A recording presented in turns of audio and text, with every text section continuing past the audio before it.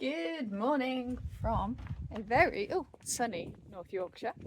I thought you might like to join us as we go judging this weekend. So we are judging down at the British Oval Association Southern Spring Show. So I'm just loading up the last bits in the car and before setting off later on. So my favourite jacket at the moment, so in that goes. Fortunately, we're taking Ruby, so she gets the back seat, which means that we don't have a lot of space for our stuff. Yeah, I might put my jacket on the top there on the shelf actually.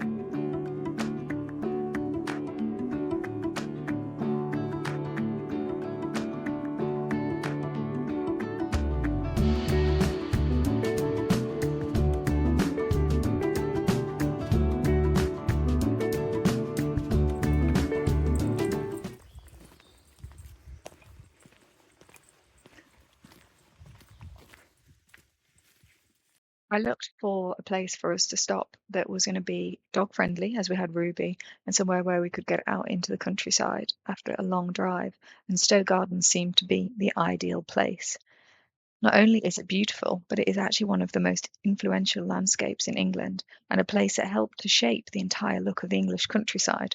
The sweeping lawns, the magnificent lakes, and the dramatic viewpoints didn't just appear, they were part of a bold new vision for what an estate could be.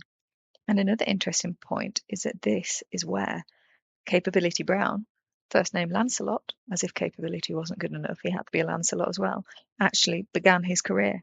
He worked here as an undergardener before becoming one of the most famous landscape designers in British history. So the ideas that he developed here went on to define the classic English estate style, the natural, flowing, but carefully crafted to feel effortless.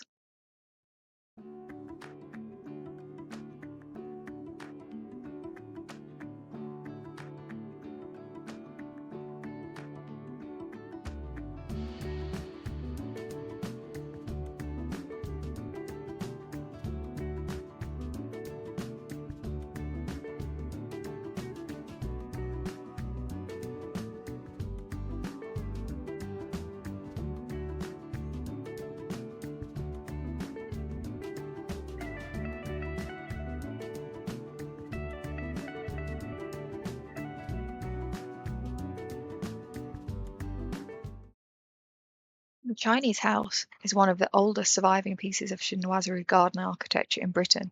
It was commissioned in around 1738 by the Viscount Cobham, and it was attributed to William Kent, one of the early great landscape designers working at Stowe.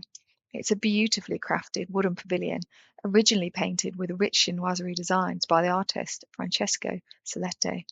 Back in the 18th century, it actually stood on poles in the middle of a pond, almost like a floating pavilion, before it was moved several times. It even went to Ireland in the 1950s. The decoration you see today is a result of centuries of repainting. Dragons, vases, Chinese characters, and scenes inspired by Eastern Asian art. In the 1990s, after a long campaign, the Chinese house finally returned home to Stowe, where it now stands as a rare survivor of Britain's early fascination with the exotic and the imaginative. It might be a small building, but it tells a huge story about taste, travel, and the evolution of English garden design. We have our little picnic. We have some ham salad sandwiches, some cornichons, and some rosé. Nice glass of rosé. Cheers. Cheers. Is it good? Very good. Cheers.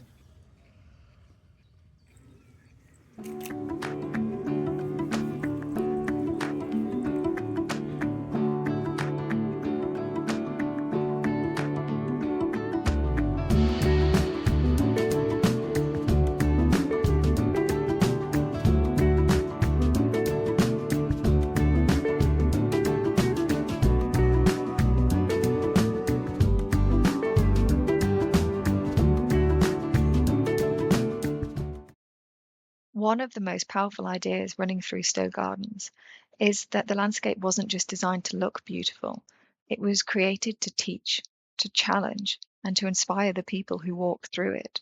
So as you move through the grounds, you encounter a series of temples, each one carrying a message. The Temple of British Worthies celebrates the great thinkers, the leaders, and the cultural figures, the people who helped shape the nation through courage, creativity, and conviction. And then, just across the water, you reach the Temple of Ancient Virtue, dedicated to the classical heroes, whose wisdom and moral strength were meant to guide the visitors towards a better understanding of virtue itself.